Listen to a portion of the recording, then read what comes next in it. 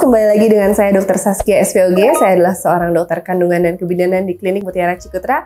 Dan hari ini kita akan berbincang mengenai topik tentang vaksin HPV yang sedang hangat dibicarakan. Nah, untuk tahu lebih lanjut, ikutin video ini ya.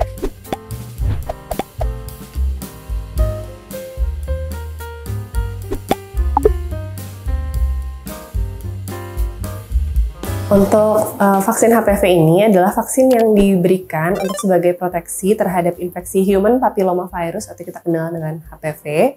Dan vaksin ini dapat melindungi untuk terjadinya kutil kelamin maupun keganasan pada leher rahim atau kita kenal dengan kanker serviks. Nah, vaksin HPV ini bisa diberikan kepada anak usia 9 tahun ke atas atau anak yang baru memasuki remaja dan juga dewasa yang sebelumnya belum pernah mendapatkan vaksin atau belum lengkap mendapatkan vaksin HPV sebelumnya. Untuk jenis vaksin HPV ini sendiri itu ada dua jenis di Indonesia, yaitu bivalen dan tetravalen. Perbedaannya untuk bivalen dia mengandung dua komposisi jenis virus berbeda, yaitu virus tipe 16 dan tipe 18. Dan tipe 16 dan tipe 18 ini adalah penyebab 70% kanker serviks atau keganasan mulut rahim. Sedangkan tipe 6 dan 11 itu lebih sering menyebabkan kutil kelamin. Nah, pada vaksin tetravalen itu mengandung virus tipe 6, 11, juga 16 dan 18. Jadi untuk yang virus tetravalen, dia lebih lengkap untuk memproteksi selain keganasan mulut rahim, dia juga memproteksi terhadap infeksi kutil kelamin. Oke, untuk yang perlu mendapatkan vaksin HPV itu ada dua kelompok. Pertama, anak-anak dan dewasa. Untuk anak-anak biasanya batasannya di usia 9 tahun sampai 14 tahun. Nah, perbedaannya apa dengan dewasa itu adalah jumlah dosis yang diberikan kepada anak-anak dan dewasa itu berbeda. Dan juga jarak pemberiannya.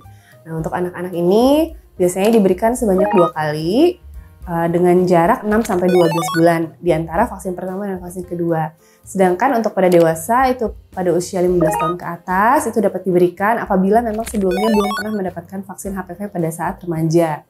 Nah, namun pada dewasa yang sebelumnya sudah memiliki riwayat hubungan seksual atau sudah menikah, disarankan sebelum dilakukan vaksin itu dilakukan pemeriksaan pap smear terlebih dahulu untuk menyingkirkan kemungkinan apakah sebelumnya sudah terinfeksi virus HPV atau sudah ada kanker serviks atau mungkin prakankernya sebelum dilakukan vaksin. Kemudian pemberiannya itu ada 3 dosis pada dewasa dengan pemberian jarak dosis pertama dan kedua itu dengan jarak 1-3 bulan, kemudian untuk dosis kedua dan ketiga itu dengan jarak 3-6 bulan. Oke, ada 2 kriteria di mana Pearls mungkin tidak bisa mendapatkan vaksin HPV. Yang pertama adalah ibu hamil. Pada ibu hamil tidak direkomendasikan untuk mendapatkan vaksin HPV karena belum ada pemeriksaan lanjut atau penelitian lebih lanjut mengenai untung dan ruginya pemberian vaksin pada ibu hamil. Yang kedua adalah apabila Pearls memiliki riwayat hipersensitivitas terhadap kandungan vaksin yang ada di dalam vaksin HPV atau hipersensitivitas ini kita kenal dengan alergi.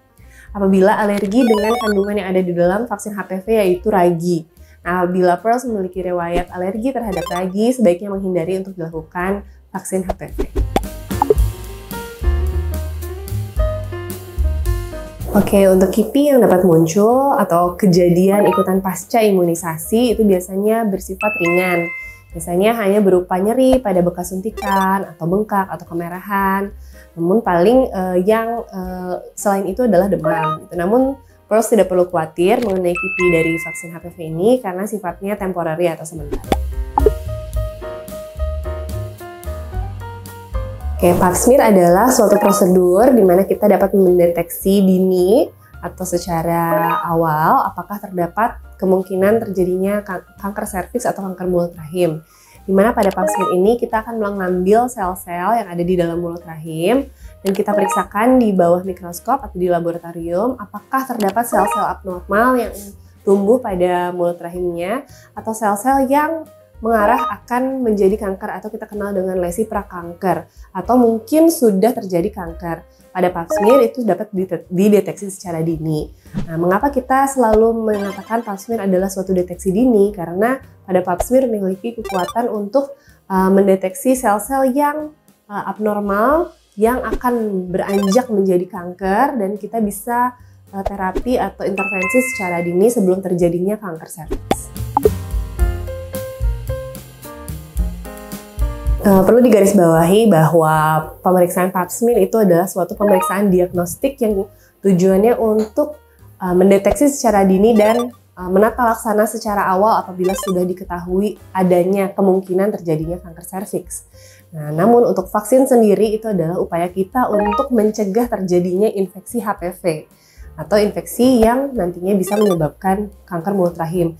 Sehingga kombinasi keduanya, yaitu dilakukan pap smear dan juga dilakukan vaksin HPV, menjadi suatu modalitas yang sangat baik dan efektif untuk mencegah terjadinya kanker serviks secara lanjut.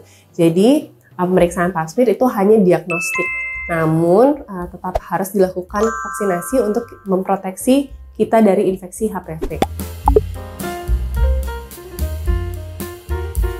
Baik, mungkin untuk proteksi 100% pada pemberian vaksin HPV terhadap kemungkinan terjadinya kanker serviks itu tidak akan memproteksi secara 100%. Namun, dengan pemberian vaksin HPV itu dapat menurunkan risiko secara signifikan untuk terjadinya kanker serviks.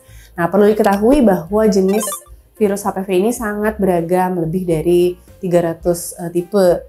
Di Indonesia itu hanya ada 4 tipe yang dapat melindungi terhadap terjadinya kanker serviks, yaitu tipe HPV tipe 6, 11, 16, dan 18. Nah, apabila kita terinfeksi tipe yang lain, jadi masih ada kemungkinan terjadinya kanker serviks. Maka dari itu, selain dilakukan vaksin, tetap harus dilakukan pemeriksaan pap smear secara rutin atau sesuai dengan anjuran dari dokter untuk mendeteksi secara dini. Nah, biarpun kita sudah terproteksi dari tipe 6, 11, 16, dan 18, tetap kita harus melakukan pemeriksaan secara berkala agar dapat dideteksi apakah kemungkinan terjadinya paparan virus dari tipe yang di luar yang saya sudah sebutkan tadi. Oke, jawabannya itu tidak ya. Karena untuk pada masalah menopause dan kegagalan ovarium itu ada hubungannya dengan hormon. Nah, sedangkan pada vaksin HPV ini kandungannya tidak ada sama sekali mengandung hormon. Oke, terima kasih Pearl sudah menonton video mengenai vaksin HPV. Semoga infonya bermanfaat ya. Jangan lupa like, comment, share, dan subscribe. And see you on the next topic. Bye-bye!